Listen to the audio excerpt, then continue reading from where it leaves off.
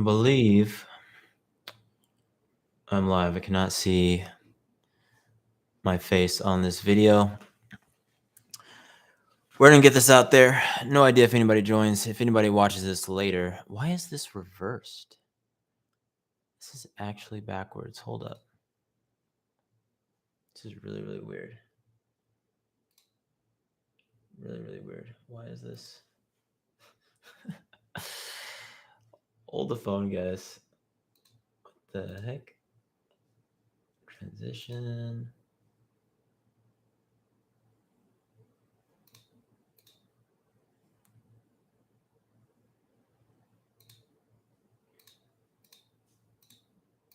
Remove. No.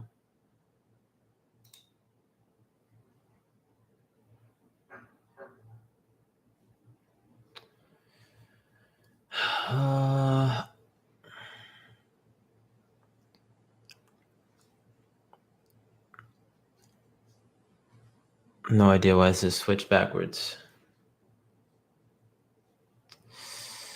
Let's do a quick Google search, guys. Why is my stream mirrored? OBS. Streaming is mirrored.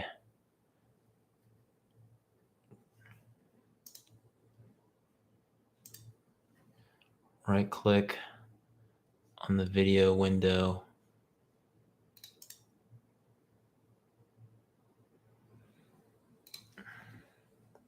Flip horizontal. I promise you I'm not trolling, guys. This is my first time streaming to YouTube. And for some reason, this is backwards. This makes literally 0 sense. How do I get rid of this transition tab? This makes no sense at all. It's just straight up backwards.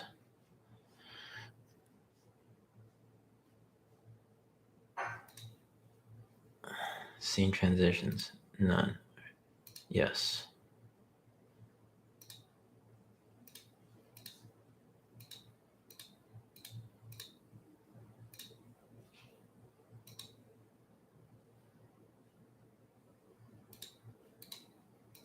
No. No.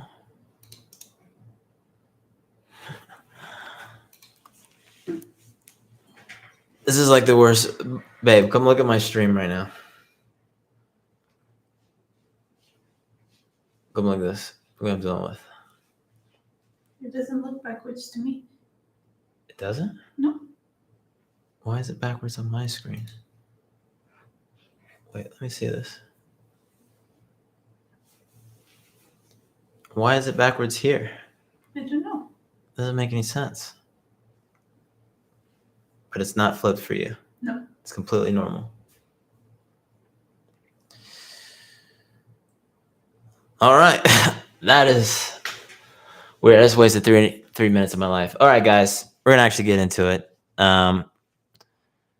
Because the only person watching the stream right now is my girlfriend.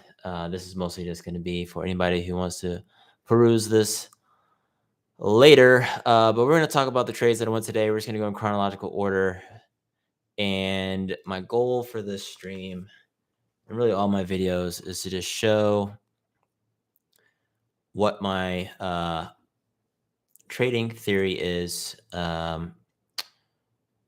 position sizing and things like that, and show you guys how simple it could be to make $5,000 in a day. So the first position you see here, I took at 9:31. It was selling to close this October 4th, 3,600 call for 43.90. So this was actually a swing position overnight, swing call. You can see here, looking at our chart, SPX closed. If we look at the bell down here, right around this 35.85 level. So if we go back to the last few days, We have a pretty clear kind of descending megaphone here. We had a huge gap down. We consolidated in this space. The odds of us going lower here, even though we put in new lows for this period, we essentially would have to assume that there was no more support down here. So very, very, very, very, very, very, very, very, very low chance that we got lower. So I swung calls, right? If you don't know what a swing play is, that means I just bought an option that expired the next day. That printed nicely. I could have held that position. So if we actually look at what happened in the day, we popped up. I'm on the 3-minute chart right now, by the way.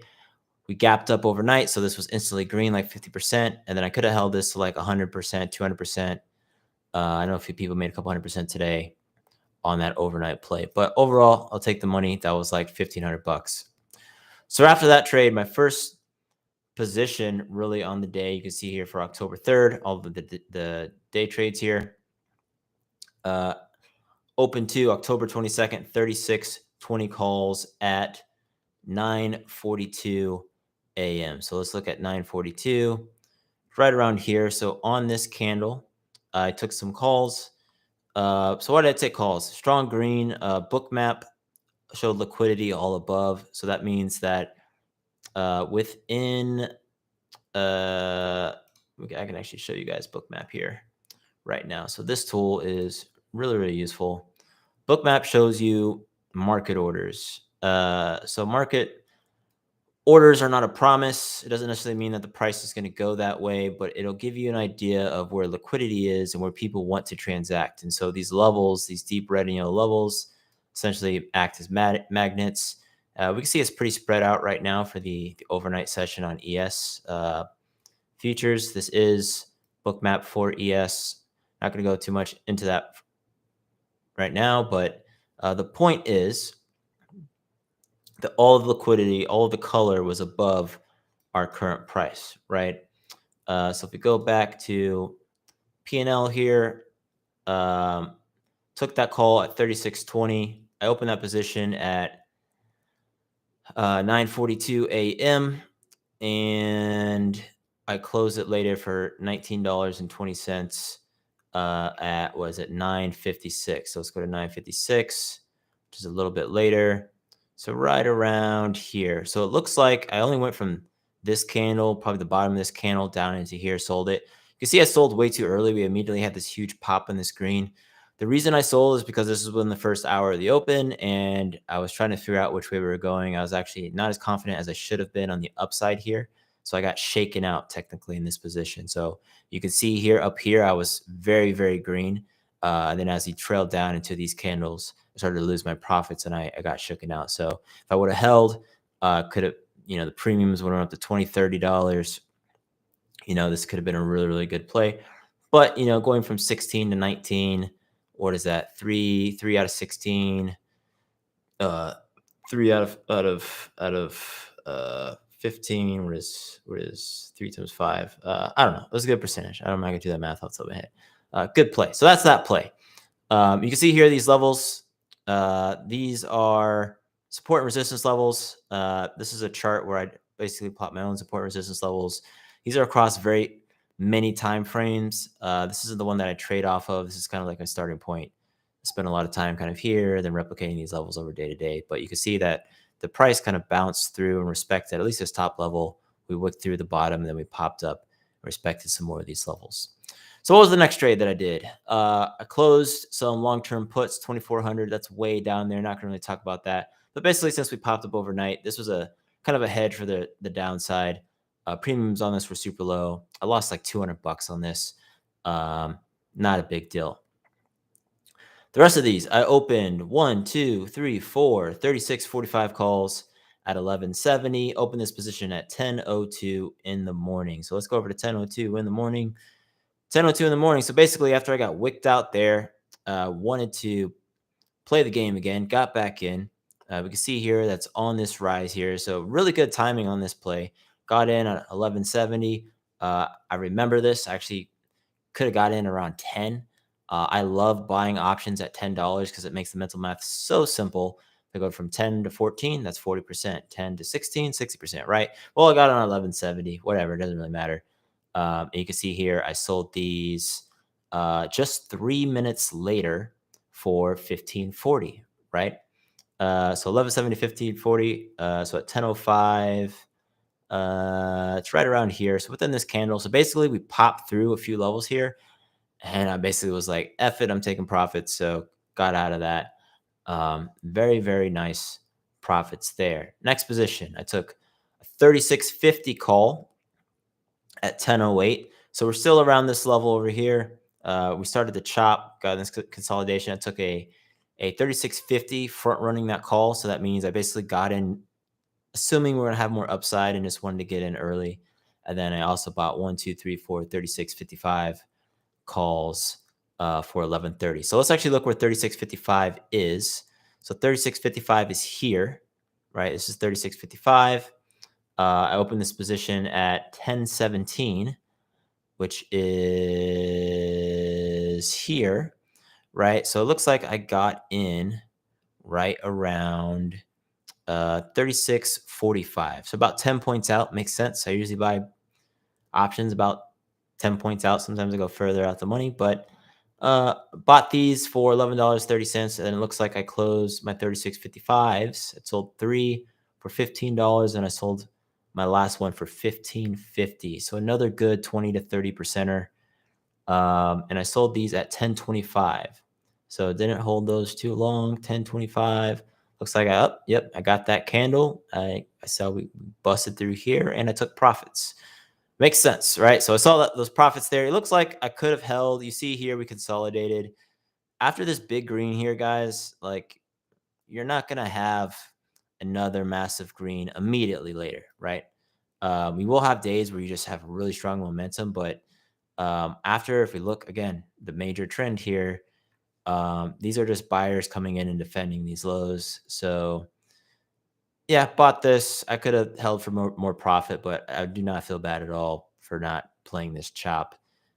With theta, eating with premiums and all that other stuff, I was cool with this.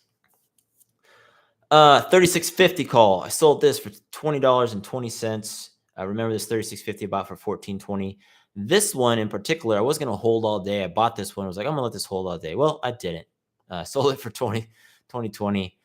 And it's about a 30% win right there. So not mad about it. Again, the story of this day is I could have made way more money. You'll notice that I don't think I had a loss on a single position today other than those swing puts that I sold, but I bought those a long time ago. I bought those about a week ago, not a long time ago.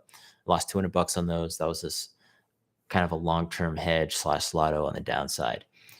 What other interesting plays here? So nothing too crazy here. Looks like I bought this 3680 put for 285, sold it for $1.35. So that was actually a loss. Not really sure why I bought that. Let's see when I open that position. So I opened this position at 145. I'm sorry, 345. Open this position at 345. So let's go to go 15. Whoops. Do not want to modify my levels there. What did I say? Oh, 3, 4. Yeah, this is the end of the day. Duh. So why did I buy this put? Well, there's this end of the day sell off. I should have held this. It looks like 1545 was around here, and I got wicked out. Yeah, I remember this. It's been a long day. I don't know why I don't remember these trades. Got wicked out. Should have held that. Not worth playing, honestly. Sometimes I just feel like I have to trade, and so I bought a really cheap contract. You can see, 285, is $285, right? By the way, if you're curious what these premiums are, right? So you take this times 100, and that gives you the entry price. So this is $285. This is $1,130, right? That's how options premiums work. So $1,300, $1,200, right? $1,500, etc. So I bought those. The last position I took was some 3,700 calls. Opened a position at $13, and then I opened another one at $12.50. I was gonna swing these.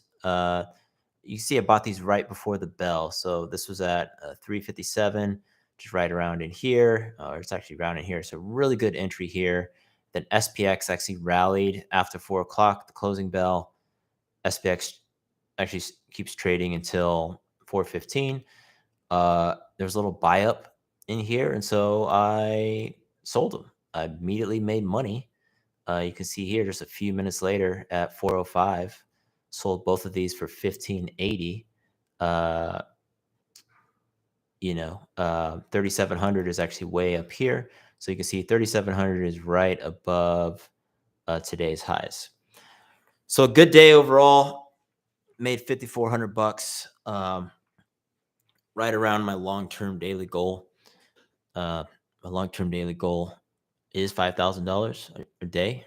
My near-term daily goal is 2,500 bucks a day. So pretty good. Right now, it's pretty easy to make 2,500 bucks a day.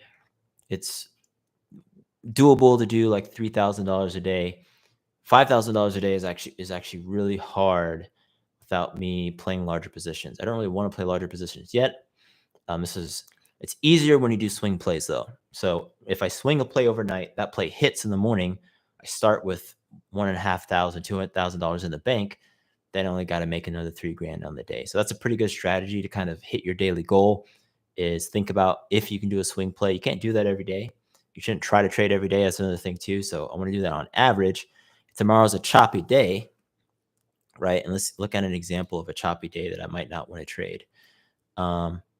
This day was kind of choppy. This day sucks. September 29th, just chop, chop, chop, chop, chop, chop, chop. You could have traded. This was a good entry here. I actually have a video, I think, talking about this day already. Where I think I lost a good amount of money, but choppy, choppy, chop. So if tomorrow is like this, I'm just not even going to trade. I made $5,000 today, and what I don't want to do is give it back. So, but then the benefit is, say I don't trade tomorrow, we have another really good, clear setup day. Make another $5,000, right? That's 10K on the week, more than enough money. Or days like this, right? Days like this, you can make 300-400% on a trade. I made $17,000, I think, on this day. One of these days, can't remember. I'm going to talk about that in this video. But the days, the way you should trade is maximize profits when you have good setups, and when you don't have good setups, don't trade, right? Or trade very, very, very, very small positions. Let the market tell you to enter. Don't try to make the play you want to make in the current market. It's a good way to lose a lot of money. Any case, not sure about the quality of this live, but that's it. That's all I wanted to do. I want to review some trades. I know people are always curious about what this stuff looks like, how hard it is. This is what it looks like. It's very hard. It takes a lot of work. Got to do it every day. Hours and hours of work, years and years of effort. If you're curious about what books to read, for anybody watching this, Volume Profile Analysis by Anna Kohling, Trading in the Zones, another good book. Technical Analysis of the Financial Markets. Some of them are easy reads. Some of them aren't. If you want to make this kind of money, that's the effort it takes. There really are no short course to this, guys. Don't ask me to tell you what to trade. I'm not gonna. I've put way too much headache and time to hold your hand through this, but I will help you build your systems if you put in the effort. So that is it. My name's Forrest. I invest in stuff. You should too.